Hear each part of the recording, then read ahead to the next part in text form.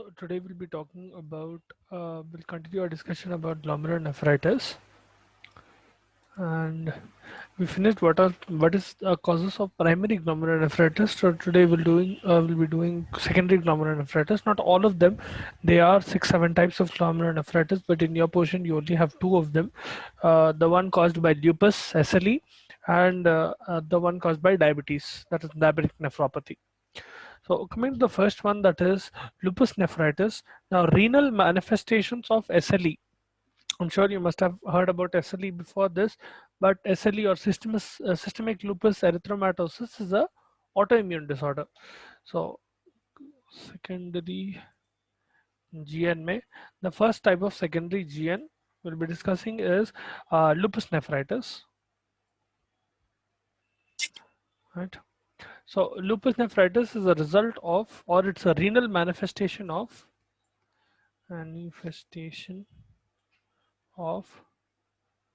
systemic lupus erythematosus. Okay, in short, called SLE. Now, this is an autoimmune disorder that causes a lot of problem all over your body, specifically when there is kidney damage. Uh, it leads to something called lupus nephritis. Okay, that is a condition that will ultimately lead to glomerulonephritis. Now the main two signs that you see, or the what do you call it, two manifestations that you see in lupus nephritis, include proteinuria and hematuria. Proteinuria and hematuria are characteristic manifestations, okay, of this thing of lupus nephritis. Now, pathologically, what will happen in this is, in addition to this hematuria and proteinuria, the patient will have hypertension. They will start showing red cell casts, fatty cell casts, and you will also have leukocyte casts. This indicates that the glomerulus is getting invaded by RBCs, hence the hematuria. You have fatty cells that are coming in. Generally what happens is macrophages that invade the area will tend to engulf fat cells and they'll become foam cells. So you will also see those. Sometimes you see leukocytic casts in urinary sediments. So along with proteinuria and hematuria, you'll be able to see hypertension, um, red cell casts, fatty cells casts, and leukocytes. Okay, sometimes a few macrophages will be present in your urinary sediment as well. Now, pathologically, as I was telling you, this disease, lupus nephritis, occurs in 6 different patterns. So think of it like 6 different ways in which lupus nephritis can occur. Mutually merging, 6 different patterns of mutually merging renal lesions. So there will be renal damage and renal lesions present in all 6 of them, but the degree to which each of them occur will vary. So they are categorized in classes. Okay, so they go from class 1 to class 6. Class 1 being the most mild and class 6 being well, almost end stage renal disease, that kind of thing. So we have class 1, which is minimal lesions. Now, as the name suggests, with minimal lesions, you'll only be able to see a few deposits on your mesangium of IgG and C3 proteins. So mesangial deposits of IgG and complement protein 3. Okay, it is also called C3. C3 protein भी बोलते हैं इसको.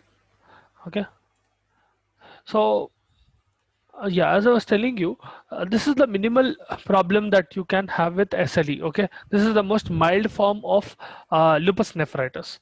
Then coming to class 2, class 2 nephritis or class 2 lupus nephritis is also called mesangial lupus nephritis. Mesangial lupus nephritis.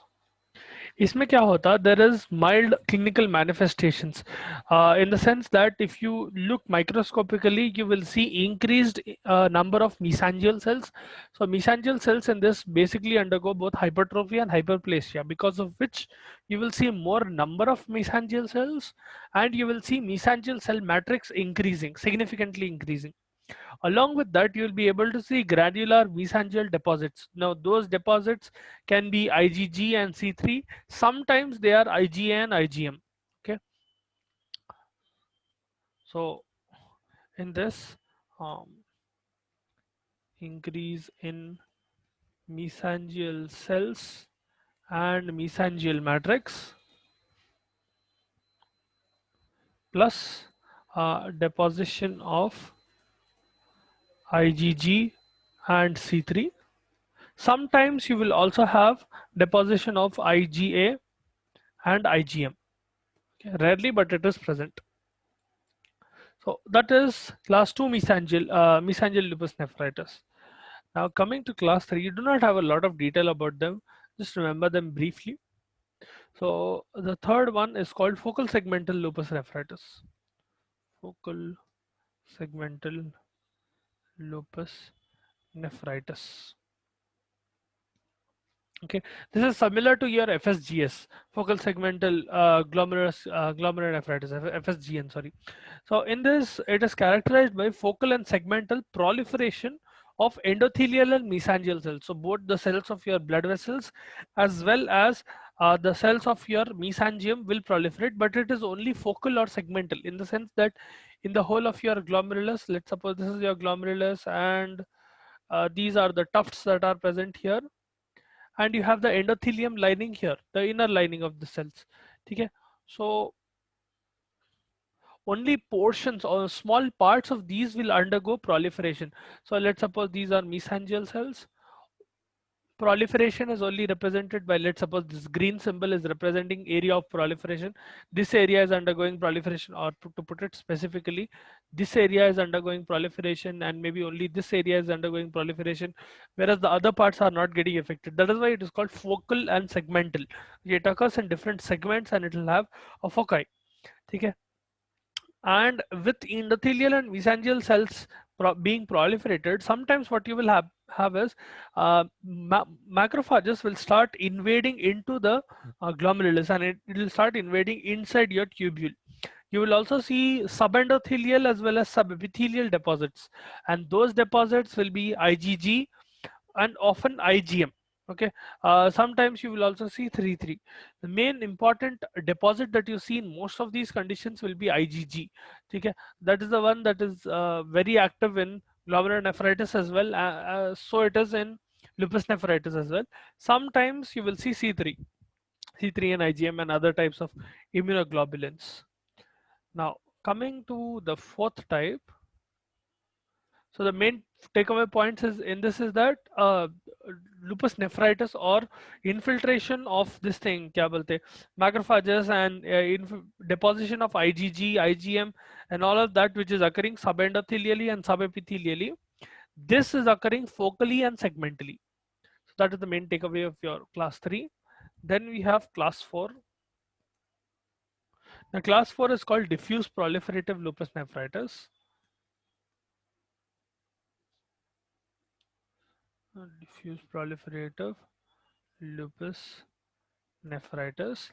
Please feel free to stop me at any time if you're not understanding any of these complications, or if you want me to repeat any of these complications, please feel free to ask. Now, coming to diffuse proliferative lupus nephritis, in this, all the morphological manifestation of lupus are present, in the sense that lupus in general, patients who have class 4 type of lupus nephritis generally tend to be those patients who have chronic SLE or very advanced stage SLE. Okay, meaning they will have all the effects of SLE, will not get into SLE, but that patient will be suffering from a full-blown attack of SLE, and they'll be kind of like a chronic patient when they have class 4 lupus nephritis. Okay, basically they'll be in an advanced form of the disease, and this is the most common type of lupus nephritis. Another important thing, most common type of lupus nephritis occurs in advanced forms of SLE.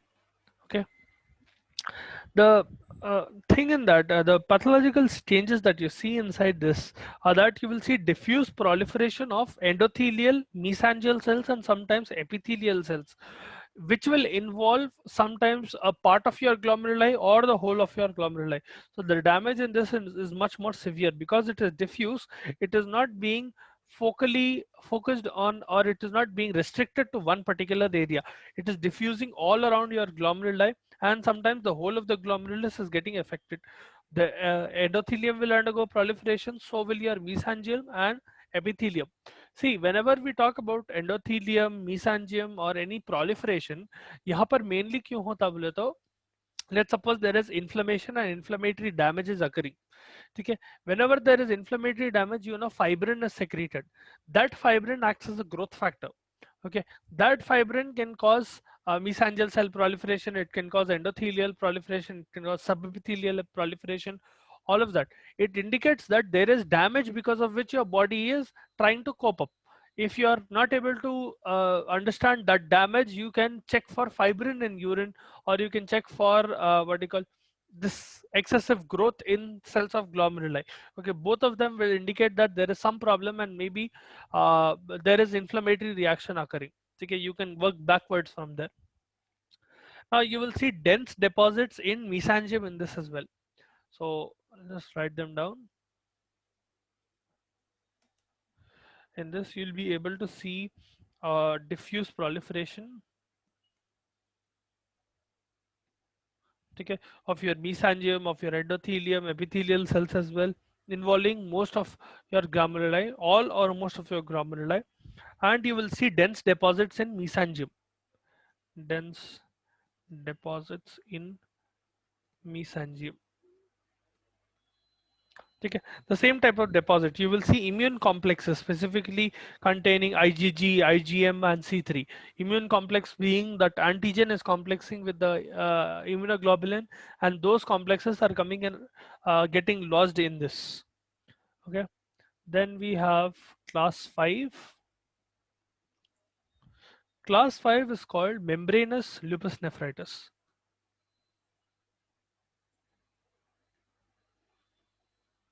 Okay. Now, membranous lupus nephritis is a condition in which it will be similar to your membranous glomerular nephropathy, the idiopathic kind of membranous glomerular nephropathy. Mainly in this, there will be a thickening of your glomeruli capillary wall. Okay, the tuft will undergo thickening, and you will have subendothelial deposits. So, capillary thickening and subendothelial deposits. Now these deposits are generally immune complexes of IgG, IgM or C3. Okay, those three tend to be the most common ones because in a inflammatory reaction. Then we have the last class, which is class 6. Class 6 is also called sclerosing lupus nephritis. Sclerosing lupus nephritis.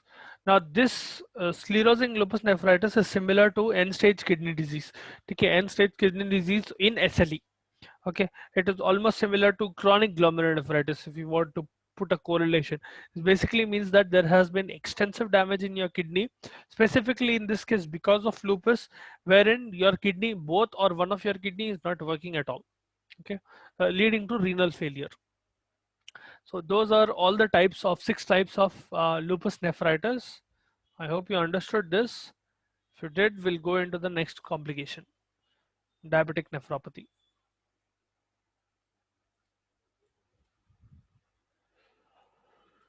Cool. Now, coming to the next complication, or the next cause, not complication, the cause of glomerulonephritis. So these are all secondary causes, meaning in the previous one, lupus nephritis, there was a patient who had lupus from which glomerulonephritis developed. In this, we'll be seeing a patient with diabetes, specifically a complication of diabetic nephropathy, who is developing glomerulonephritis. So We have diabetic nephropathy. Now, diabetic nephropathy generally is one of the most important complications of diabetes mellitus, especially type 2. It will also occur in type 1, but mostly seen in type 2. The patient will have several symptoms like asymptomatic proteinuria.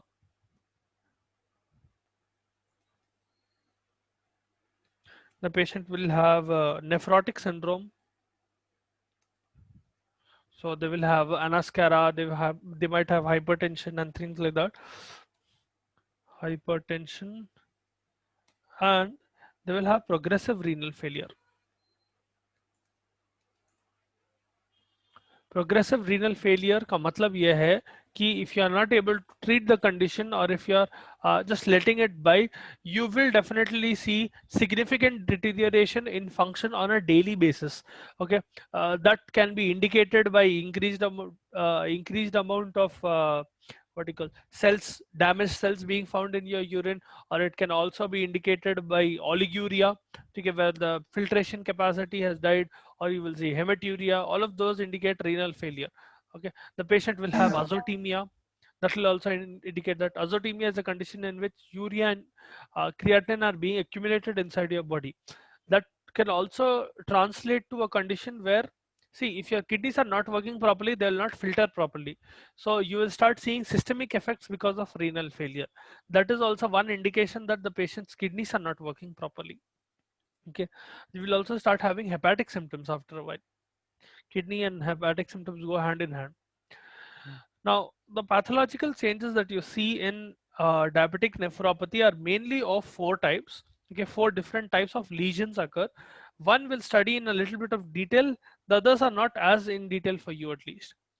So, in diabetic nephropathy, or to put it in another way,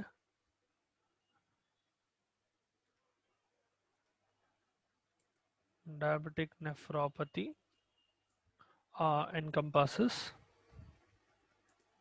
four types of lesions. Okay, so four different types of damage. Lesion is basically damage.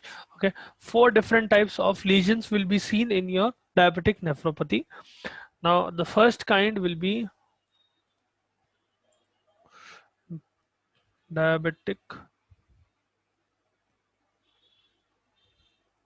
glomerulosclerosis. Now, what is glomerular sclerosis? Obviously, there is glomerular damage which is leading to sclerosis, that is hardening of your glomeruli.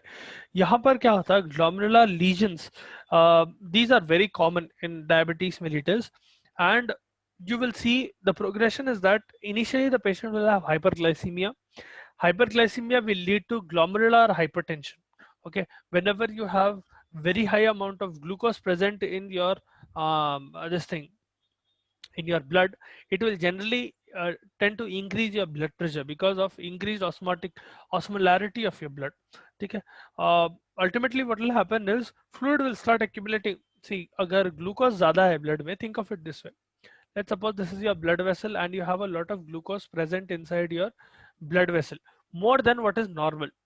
Whatever water is present around your cells will start moving into your blood vessels, right? At least more amount of blood will start accumulating in your blood, or to put it in another way, less amount of blood will go out of, or less amount of fluid will go out of your blood. If you remember the other day when we were discussing about nephrotic syndrome, I told you about hydrostatic and osmotic pressure, right? Right now we are in a condition in diabetes where there is a lot of glucose, because of which the total osmotic pressure in your blood or blood vessel is very high. So water or fluid is not lost as such, okay, not efficiently, because of which fluid volume will ultimately increase. This can also lead to hypertension. So the patient will basically progress in such a way. The patient will have hyperglycemia, okay. Due to hyperglycemia they will develop glomerular hypertension. Another thing is that the reason why they specifically undergo or they will develop glomerular hypertension is glucose is a very big molecule. Okay, as such, it will not get filtered very easily out of your blood. Even if it does get filtered, what will happen is one proper sign of diabetes is that your urine will start having a lot of sugar in it. But the constant presence of glucose near your glomerular tuft generally leads to your arteriolar, your efferent and efferent arterioles near your glomerulus having hypertension. That is how glomerular hypertension generally develops. Okay, the main causation is obviously glucose. Because of this, renal hyperperfusion occurs. Renal hyperperfusion. Okay, because of excessive hypertension, GFR will slightly increase, because of which renal hyperperfusion occurs, ultimately leading to deposition of proteins in your mesangium, mesangial protein deposits. Okay, अगर renal hyperperfusion हो रहा, it means that your kidney is becoming very perfuse, in the sense that it will start taking in proteins and it will start throwing out things which it should not normally do. ठीक है, hyperperfusion का मतलब उसका perfusion बढ़ गया more than normal. That is occurring because of glomerular hypertension. Okay, hypertensive damage की वजह से the what you call filtering capacity of your kidney is getting what do you call damaged, because of which mesangium will start having more and more proteins coming into its area, wherein mesangial will start having deposition of proteins. This will ultimately lead to glomerulosclerosis. ठीक है, ultimately if it keeps going on for a long period of time without any treatment, this will lead to renal failure. That is the progression, how diabetes can cause renal failure, or how hyperglycemia excuse me, how hyperglycemia can lead to glomerulosclerosis. I'll repeat once again just in case you did not follow. यहाँ पर patient को diabetes है already. Okay, we are discussing secondary causes of glomerulonephritis wherein the patient has diabetes here. So because of hyperglycemia, the patient develops glomerular hypertension because of increased osmolarity of blood. This hypertension will start damaging your kidney, and at one point of time renal hyperperfusion starts occurring, wherein your kidney will start perfusing, becoming very perfuse and start throwing out substances which it should not, meaning it will be more susceptible to more proteins and more cells coming into its area and getting absorbed inside. That will also lead to mesangial cell protein deposition, because mesangial cells normally what they do is they clear out debris that is present near your tufts. Okay, यहाँ पर क्या होता, because of increased amount of protein trying to get filtered out, mesangium will start getting deposited with more and more amount of protein, which will lead to glomerulosclerosis.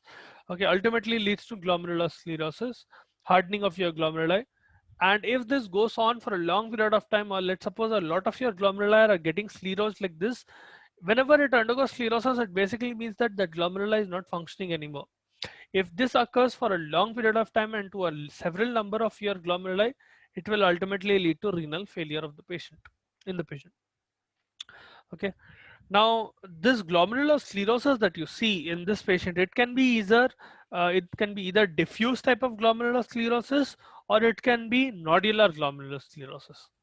Okay, so diabetic glomerulosclerosis in the patient can be two types.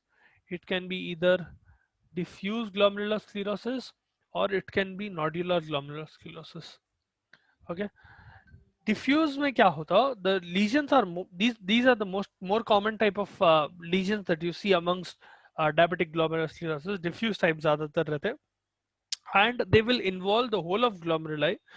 The pathological changes that you see is that GBM will become significantly thick, and there will be increase in mesangial matrix. Sometimes mesangial cells will start proliferating as well. So in this, GBM becomes thick and mesangial cells proliferate. Okay, in diffuse type of glomerulosclerosis. Now obviously along with this you will start seeing a lot of exudative lesions, meaning whichever damage is occurring in diffuse glomerulosclerosis, that damage or that lesion, let's suppose I take your glomerulus like this, and there is a lesion occurring here, a sclerosing type of lesion occurring here. Okay, this lesion will start secreting exudate. Okay, those are called exudative lesions, meaning they will start secreting pus-like substances. Okay, and you will also see hyaline droplets being formed. Hyaline droplets along with fibrin caps, which will ultimately start forming a layer in your Bowman's capsule, and it will cause thickening of your parietal layer. These hyaline droplets and exudative lesions that are going inside your glomeruli, they will ultimately lead to thickening of your parietal layer, and ultimately what happens is your glomeruli will become useless at one point of time. If it keeps on going like this, the whole wall of your glomerulus will thicken, and ultimately fibrosis occurs wherein the glomeruli is not able to work anymore. That is diffuse type of glomerular sclerosis. Nodular glomerular sclerosis is also called Kimmelstein-Wilson lesions. Okay, KW lesions बोलते हैं लोगों को. So one second. Also called Kimmelstein Wilson lesions. ठीक है. Now इसमें क्या है, generally occurs in juvenile patients, people who have juvenile diabetes or mostly type 1 diabetes from, mostly type 1 रहता वो, type 1 diabetes from birth. In those patients you will see this type of complication. You will see small nodules being formed in your in the patient's glomeruli, and those nodules are basically like this. So imagine in your glomeruli here, there are nodules being formed like this. Okay, these are smaller in shape, obviously not as big as that, and they are ovoid or spherical in shape, and mostly they will be hyalinated. They will have hyaline, they will be made of hyaline. Okay, acellular masses made of hyaline, and they will start getting dislodged inside the lobules, specifically in your glomerular tufts lobules ka matlab. Okay, now coming to, that is about your two types of glomerular sclerosis, diabetic glomerular sclerosis, nodular and diffuse. Now coming to the other complications or other types of lesions that you see. One type of lesion was diffuse diabetic glomerulosclerosis, which had diffuse and nodular type. Then we have vascular lesions. Okay, lesions to your blood vessels. The most common type of vascular lesion that you see in diabetes, specifically with respect to your glomerular region, that will be hyaline arteriosclerosis. So the patient will have hyaline arteriolo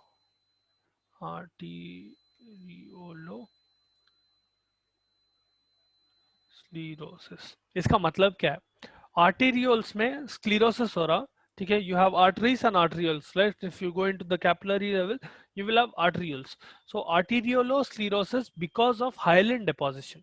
Okay, a type of connective tissue substance that is getting deposited in your arterioles and causing hardening of those arterioles.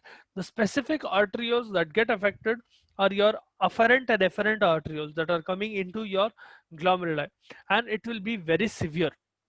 So your afferent and efferent arterioles, both of them get affected because of this hyaline arteriolosclerosis.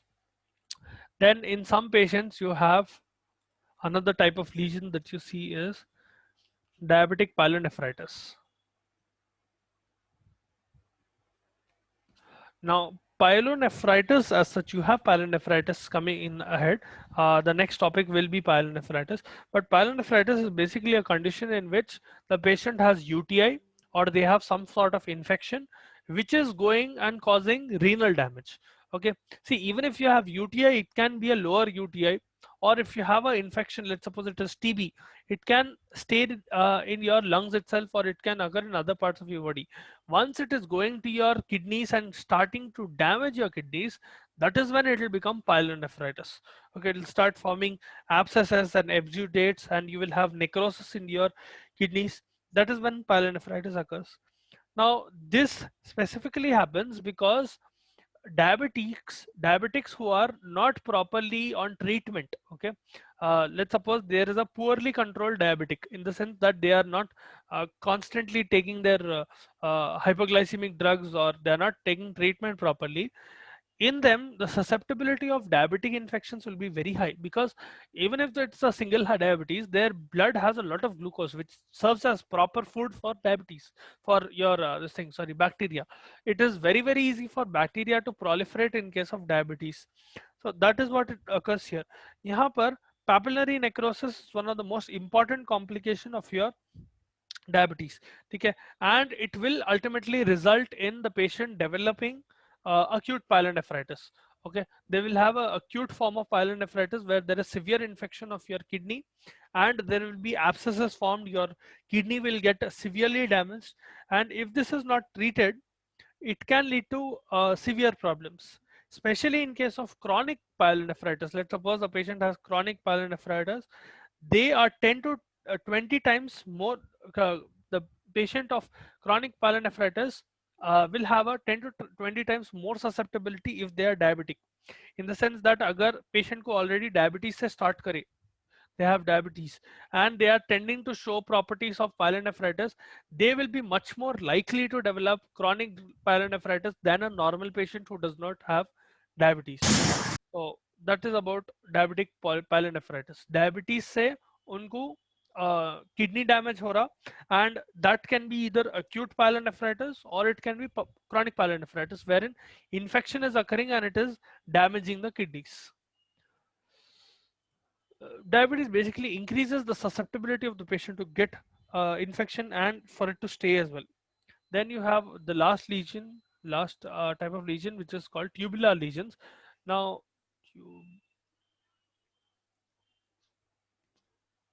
tubular lesions. Now, as the name subjects suggests, यहाँ पर especially in case of untreated diabetes, okay, the untreated diabetics with extremely high blood glucose levels, I'm talking more than 250 300, okay, उन लोगों के अंदर क्या होता, PCT के cells, the cells of your proximal convoluted tubules, they start getting deposited with glucose and glycogen, okay, and these depositions will look like vacuoles.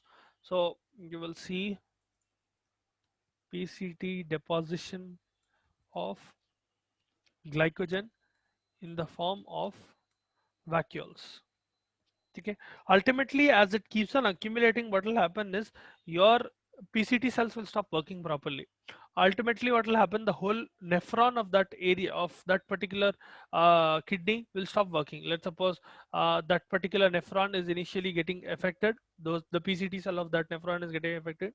Eventually, if it goes untreated, hyperglycemia is continuing, the patient is having untreated diabetes, in that condition this glycogen deposits become so severe that the tubule will completely get distorted, it will be completely damaged, ठीक है, वहां से filtration ही नहीं होता urine का, so that nephron totally is lost, ठीक है. If it goes on for a long period of time, it can lead to end stage renal disease, ठीक है, if all of your tubules are getting affected because of this.